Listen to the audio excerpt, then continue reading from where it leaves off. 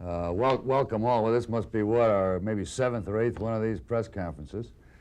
And Bruce thought it'd be neat if you could come out and talk to the Pontiac folks through our communications network. This is the second taping we've done, and I think that we tape principally so that these folks can use a tape to communicate with their organizations. The format is free flow.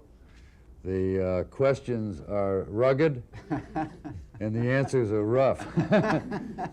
But it really is great that you take the time to come on out here and talk to Pontiac folks. We've got a lot going on, and I'm going to bow out, and it's your meeting now, Lloyd. Thanks for coming. All right. Well, thank you. I'm glad you invited me out. We've been out a few times, but we really hadn't had the opportunity to speak to so many people indirectly here. We were out I think it was the first week or so I was on the job. In fact, I think it was the first week. We had the opportunity to come out to the organization, and we had some time that we went through the plants and got a little bit of the flavor of the people. And of course, I've really been impressed here with the organization. What's happened here is in the last several years is really something that the whole industry can be looking at, and you people at Pontiac can be very proud of, because when you look 2 years ago where you were at, and you look at where you're at today, where you've got a real direction and thrust, this whole excitement theme is evident, not only out in the sales organization where you might expect it in the dealerships, but also in the manufacturing, engineering, every place that I go. I can see and feel the excitement in the air. And of course, what's important, you're getting results. As we all know, the sales of Pontiac this year have really been very impressive, and I'm sure you haven't reached the max penetration yet. So I am pleased to be out and have the opportunity to talk to you.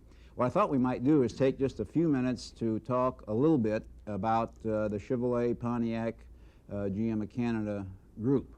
Talk a little bit about how I view the group, how we plan to operate, what our general thrusts are, and then we'll throw them open to questions here so that we make sure we address those issues that are important to you. Well, if you think about what's happened here, what we've done in General Motors is we've really sort of created two smaller General Motors. Prior to this, the first place that the entire automobile, the body, the chassis, and all the other components came together was at the presidential level at Jim McDonald's office. Now what we've done, we've created two individual car groups that are self-contained, so that we have the ability within the Chevrolet-Pontiac-Canada car group to be able to design, manufacture, build, ship, sell, service the entire product chain right within one organization, and that will automatically drive the decisions further down into the organization. And of course, we intend to be much more responsive in the marketplace in the area of quality, in the area of cost competitiveness, and in the area of getting our products out there in the marketplace quicker and ahead of the competition. So those are really the basic reasons that the two car groups were formed. Now, let's talk a little bit about Chevrolet-Pontiac-Canada. The mission of our group is really very different than the mission of the Buick-Olds-Cadillac group. The mission of our group is to be going out and increasing our market penetration in a market that GM has really been losing penetration over the past 4 or 5 years. And as you may have noticed in our mission statement, we intend to increase our market penetration, but specifically going after the incremental volume in the under 35-year-old and entry-level people, so that the whole Pontiac theme of excitement, of selling sporty performance cars, products that appeal to the younger generation, are very important in working to meeting the overall mission of the group. So our group has a mission that's very different. The other car group, their mission is one of essentially protecting a market that we General Motors presently dominate. So the approaches are going to be very different to the way we run our organization, the way we do our business. Now, we're going to have two major thrusts in the Chevrolet-Pontiac-Canada Group. The first one is to set ourselves, our products, and our whole organization apart from all the competition in the area of customer satisfaction. And that means, a real concerted effort throughout the entire organization, because when you think about it, the customer satisfaction is really a chain, and the customer looks at our products and services and he looks at the weakest link, and that's where they then determine how well we really do in the area of customer satisfaction. So that chain link, which really starts in your design staff studios, goes out through the entire organization, ends up at the customer, is a long one. So that's the major thrust. The second one is to become leaders in what I call the people part of our business. And you know, the first reaction sometimes is, well, that's their union management relationships. Well, that's a very important element of it, but that's only one element. Because what we have to be doing is we have to be bringing out the best in all of our people, whether it's in engineering, sales, marketing, manufacturing, production control, every element of our business. And so that becoming leaders in the people part of our business really requires a lot more than just the union management relationship, as important as that is. So those are the two major thrusts. Now, the way we are setting up our organization is we're going to be operating, as I mentioned, as a smaller General Motors and as sort of a company. And then we will, my whole staff, of course, the Bill Hoglund and the general managers of GM of Canada, Chevrolet are also members, all members of the staff, as well as we have a span of control of probably around 12 people of the other disciplines, engineering, manufacturing, etc. But we're setting up to operate as a business. And my job, I really don't look at it as a group exec, where we have a group of individual divisions, but instead we're a company. And our job throughout that, the entire group, is to make sure that we're successful in meeting this overall mission. And of course, the marketing and distribution arms of our organization are really where we're going to determine how successful we are. So that as we go forward, our whole decision process will be one where my staff and I, where we're making a major effort to make sure that we do have participatory management. That means we're driving those decisions down into the organization, trying to have the decision made at the lowest possible level, at the areas where those who best know what's going on can make the best decision. So we will be working as a group, and we're going to be putting our group headquarters. We'll be moving, I think most of you are aware now that my office is down at Renaissance Center, but we'll be moving out. The group headquarters will be located at the Tech Center at what is presently the Fisher Body Building, so that we are a line operating organization. My staff and I are operating people. We're not, you know, we don't look upon ourselves as staff specialists, and there's a big difference.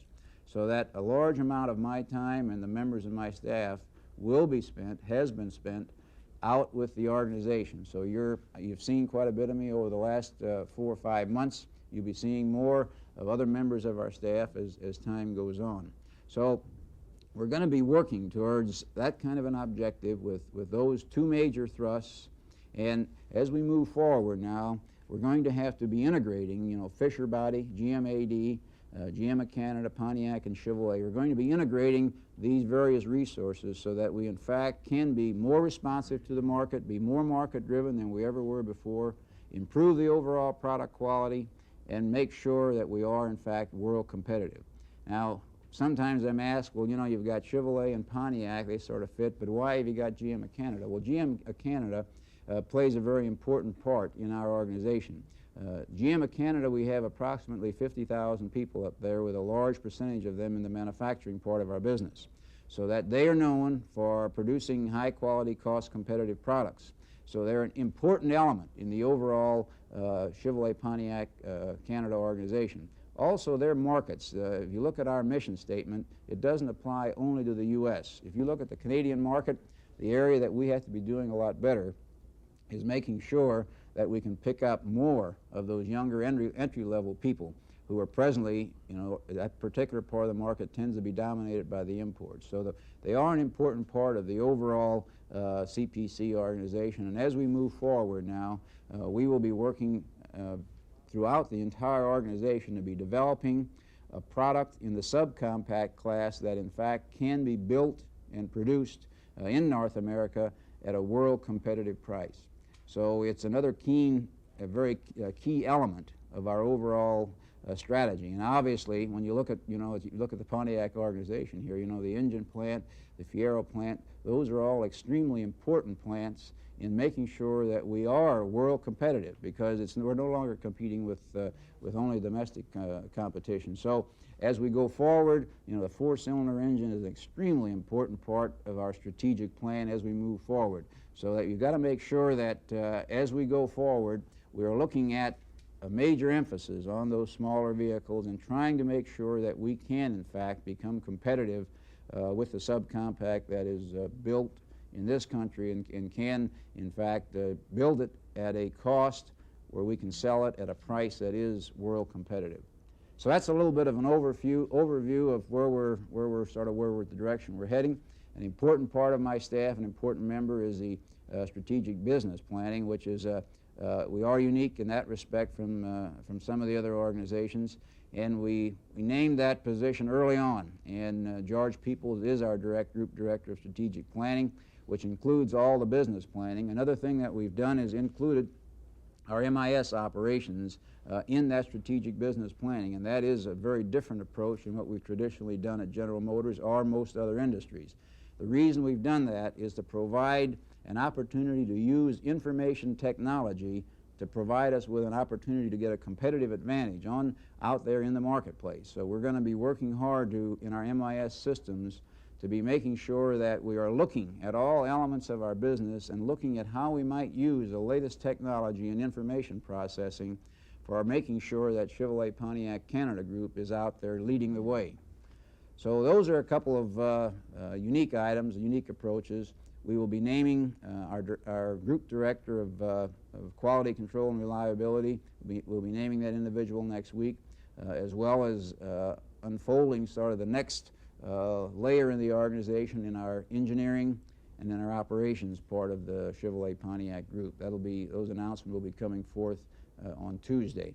And then as time goes on, the other important element, we'll continue to practice the approach we've taken where we use implementation teams and the people who are really involved in making CPC successful, having those individuals working and developing the new organization as we go forward. As you know, we didn't have a blueprint that we had all laid out here in January and said, all right, let's go out and execute it. Instead, we've worked with literally hundreds of people throughout all of General Motors. A lot of Pontiac people have worked on those implementation teams in defining what kind of an organization we needed: engineering, operations, purchasing, manufacturing, all those various areas.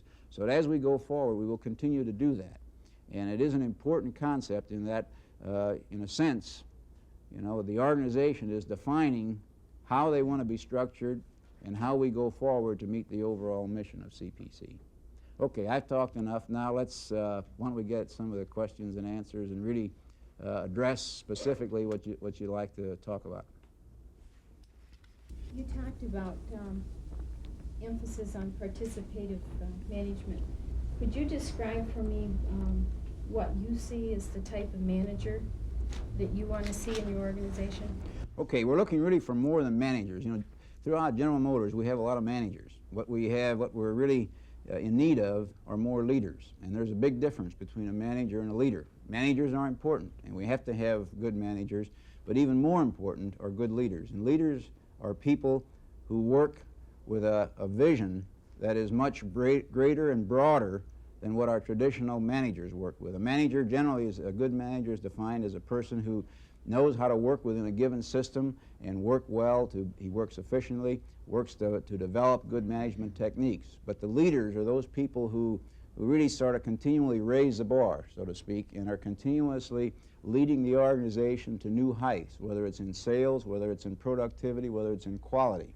And what we're looking for is more and more leaders. Now, when I mention participatory management, what I'm talking about there, I'll give you an example. The group decisions will be made by my staff and I before they go to the corporation, so that at our meetings, whether it's a planning meeting, whether it's an HRM meeting, or whether it's an appropriation meeting, my entire staff, we will be meeting, and we'll be meeting and making a decision together. We'll have the personnel director there, the general managers of the car divisions will be there, the engineering, all parts of the CPC group will be part of that decision, even though that decision will affect only one part of the organization. So we're really working as a business team. Now, as we go forward, then we will be working with the iterative process, so that a good example is a recent small car strategy that was put together.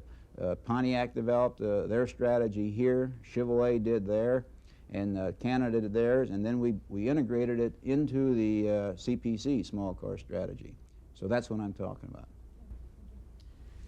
There is concern by many people that the intent to change management style toward more participation, a more participative management style, is not receiving equal emphasis across the reorganization implementation process. For example, some parts of the organization, such as finance and personnel, have used participation in the process of planning the new organization, while others are being planned by higher levels only. Is this a valid concern? Well, we're taking the same approach. Now, the degree to which it's practiced, I guess, it's only human nature to have various different degrees. But take the two organizations we're going to be announcing next week, engineering and the operations part of our business. Again, we had those individual work groups. Now, as they move forward, the work groups generate many different approaches to the organization structure and to the whole process and style. Now, as we do that, many times you don't get 100% buy-in. That's human nature. If we all think alike, then we're probably not thinking hard enough. So that I guess I would comment that as far as I can see and as that I'm aware of, we have in fact practiced in CPC in every element of our implementation process. We have practiced participatory management with every discipline that we've been working with. Now, if you got something specific, why we'll see if we can address it. Not at this point, I don't. All right. Is the reorganization going to foster a more stable workforce? Well, Speaking mainly about the management. well, I think when you say stable workforce, our objective, of course, is to become so competitive that we, in fact, are world competitive, not only the end product, but individual components. So there are, to give you an example, we do have GM divisions today that do, in fact, produce products here in this country and sell them to the Japanese. You know, Packard Electric does that, AC, Delco Electronics. So what we have to do is work to be getting more and more of our components so they are in fact world competitive. And I think we can do that if we work together, and we do it with we have to be doing it with development of people, and that's both, you know, hourly, salary, union management. So the new structure per se won't guarantee anything, but it is an attempt to become more competitive on an international basis in the areas of quality, cost, and getting out products and components on time. You got a throwaway line there, Dan. You meant, did you say in terms of management? I was thinking specifically of managers. Yeah, Bob's from the engine plant. We've had too much turnover at top management in the engine plant. Oh, I here. see. I think we probably had 3 managers when I was here. Since I've been here, one was Dick Savella, for example. He went to Hydromatic. Was this what we're driving at? Ernie Schaefer went to Fiero. After he'd only been there a short period of time. Of course, Bud Darnell's been the manager of the engine plant. I think it's fair to say that through this reorganization, we recognize that, and each of our plant managers will continue as the manager of engine and axle, and Zubkus and the stamping plants, and Ernie and the Fiero plant. I may be jumping the announcements next Tuesday, but I can tell you that they will be here. Yeah. To maintain that continuity. I think we recognize that. It's not good to churn them as fast as we have in the engine plant, Bob. Yes, Agnes? In the article in Today magazine, it said we were going to be a centralized group. Will this involve geographic relocations of employees? We've had that. Rumors are just flying. Oh, is that right? No, really what we mean by centralized, what I meant is what I was addressing earlier, in that our group, rather than being, for instance, like the mechanical components group, where the group exec is down at the GM building and they've got a series of individual divisions. Instead, we are integrated and centralized, so we have one engineering organization, one operations organization, one financial organization, in that approach. But because of the proximity of Chevrolet, Pontiac, GMAD, and Fisher Body, there will be some there may be some movement back and forth as far as some of the offices, but we are working to minimize any wholesale relocation of people in their homes or anything like that. So I would say there's going to be a minimum amount of that. There will be some moving, for instance, some of the new programs that are going forward, GM10, GM80, those kind of programs, we will be locating those so that we, in fact, will be integrating the Fisher Body, GM80, and Pontiac and Chevrolet people. So depending on some of those projects where we locate those individual centers, there may be some of that, but there will be very little movement which requires actual physical relocation of a home, of your home. Yes. You mentioned the Cynthia. yes, competitiveness between with the foreign companies.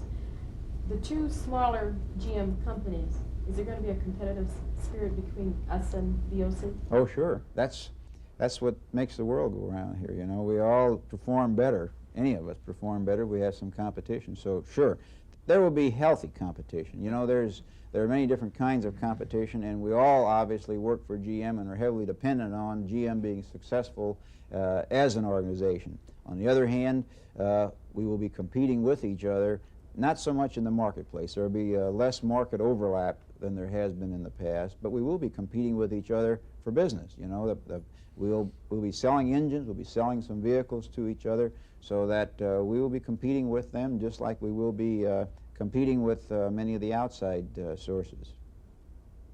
That's healthy. We all do better. I wanted Diane. to ask about the Daewoo connection and our imports there. Where and how will they be marketed? Do you have those? Well, on that specific one, you know, Pontiac will be distributing some of those vehicles. Now, I think what you have to, perhaps a broader way to look at that is, as an organization, CPC, we have to be competitive in a marketplace that can change very rapidly. And of course, we're working with a product, the automobile, which requires long lead times. So what we have to be doing is really planning alternate futures for our various product lines, so that depending on what energy prices are and energy availability, depending on what the import restraints and restrictions are, we have to be able to respond to the marketplace, so that some of our, you know, the Japanese, the association we have with some of those companies, the Korean, those are all alternatives that we have to maintain, because when the market shifts rapidly, if we aren't covered with a product, once the customer starts buying products from our competition, very, very difficult to get back. And of course, so in order to make sure that we are protected, we have to have what we call parallel strategies. You know, there's been talk over the past about bridging. The imports are some of our bridging strategies, bridge the gap. Well, I think those days are gone. We're operating in world competition, so that we have to be looking at these alternate scenarios. And as time goes forward, when we bring in, you know, Project Saturn is an interesting project for our group, and that will become part of the CPC organization probably before the end of the year. Well, you know, this organization here at Pontiac will be in there competing, trying to manufacture some of those components. Now, as we move forward, we feel that we will be successful in producing a car of that size that is world competitive, and we hope, you know, I'd hope that, you know, 3-4 years from now, we would in fact have components that are manufactured in the CPC group where we're so competitive that we are in fact exporting them, like some of our component groups do. At this point in time, do you foresee whether the reorganization will have any effect at all on the mechanical components division? Well, we will be in the various components. Sharon's going to phone you. Oh, all right. Well, we are, the mechanical components division and electrical are, you know, we're all competing not only with ourselves, but also with the outside. So, sure, as we go forward, I think one of the nice things about, I think, the new General Motors is that we are much more responsive to the world that we live in, so that change is sort of a way of life. And over the next few years, as we look and try to become more and more competitive with our automobiles and our components, it's only natural that the component groups will also be affected. How, I don't know. Maybe we can have a very blunt answer to that. The purchasing expertise of the new groups will be that much stronger than they have been in the past. And not only that, they acting as a business, that means they'll have access to supply lines from around the world. And I guess to be very blunt about it, I think one of the objectives, one of the strategies of General Motors is to expose every element of this organization to our competition because it makes us tougher. So to that extent, I would guess that the elements of the mechanical components group as well as the manufacturing elements here at Pontiac will have far more exposure to competitive suppliers from not only in this country but around the world. Is that fair to say? Hits it right on the head, because that, you know, an important part, sometimes, you know, we always look at competition on engines, a few of those things, but every element of our business, we really have to set up competition, internal and external, and that's true whether it's in our creative part of our business or whether it's out on the manufacturing floor or whether it's competing for our computer services, whether it's competing for technology. So we really are working hard in each link of that chain to be setting up some form of competition. Yes, Bob? Alex Cunningham, in an interview he did with Automotive News, and I've got it here. And I'd like to read it. I don't understand the statement. I'd like for you to explain it to us, if you would.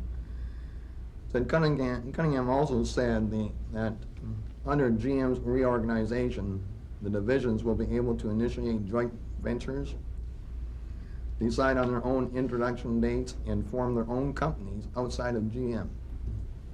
Now, what does that mean? I don't understand. Well, it means we, in fact, are a smaller GM, and that as a group, and that's part of the reason we have a strategic business planning operation within the group. As an organization, a group organization, we are free, you know, free from a corporate standpoint, to be really pursuing a lot of these alternatives throughout all of the world. And of course, our group in particular has to be doing things like that because of our, you know, the original mission I talked about, where we have to be going out in the marketplace and picking up penetration in an area where we've been losing it.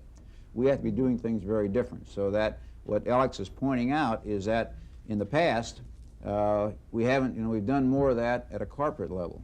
So now we'll be doing that at a group level, those kind of approaches. He says, form our own companies. So.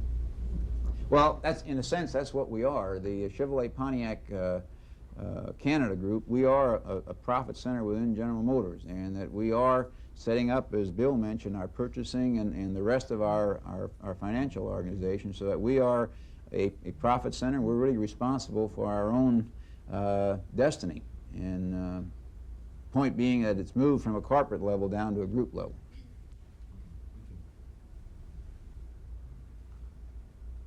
Yes? Is management style, particularly the participatory management style, going to be part of the criteria for selection of leaders in the new organization?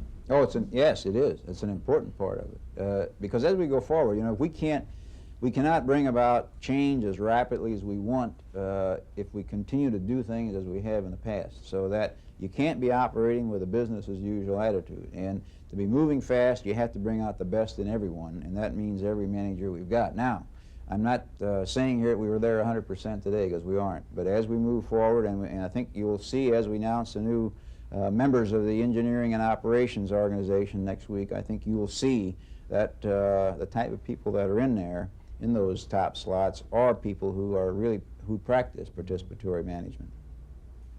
Now, we've got to do more than talk about it. Yeah, I think there really is a recognition that style has to change, and that's just a critical element of everything that we do down the road here. Yes, Cynthia. You stated earlier about our second objective is to be leaders in the people part of the business.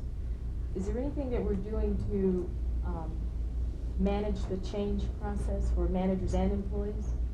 We're just going to No, let it roll down? it is. No, we're, when you say, is there anything, all of our, you know, incentives are being set up. For instance, and I think it's already in the process here at Pontiac, where the assessment of the people, when you go through your annual appraisals, that we will in fact be appraising how well and what you're doing in the area of customer satisfaction, how well you work with people. Now, as we move forward, there isn't going to be one program that develops that. I believe that a lot of that is set by example, the thing we mentioned earlier here, by the leaders that we put in, by the people who are promoted. We demonstrate that. And of course, the other thing we've got to be doing in many areas is by moving those decision processes down, we then bring out the best in other people. So that both customer satisfaction and the development of the people part of our business, you really don't do that with programs. It has to become a way of doing business, and it has to be a way where our reward systems and the motivation is really there to, in fact, address both of those particular items. Lloyd, got to thank you a lot for coming out. It's been My pleasure. Been good for us, and I hope through the medium of the tape that and their individual papers that just a fragment. I think it's hard for us all to understand that there isn't a blueprint. That when this whole thing was done, there wasn't some God up there who said this is the way it's going to be, and we're going through a charade. I know you've given the folks a good feeling that indeed we are struggling, because as the McKinsey people told us the first day we went in, we looked around for a $65 billion company that had been reorganized, and we couldn't find any. So we're learning all at the same time. Well, I tell Thanks, you, man. I'm pleased to be part of the Pontiac team here. You can be very proud of what's happening up here.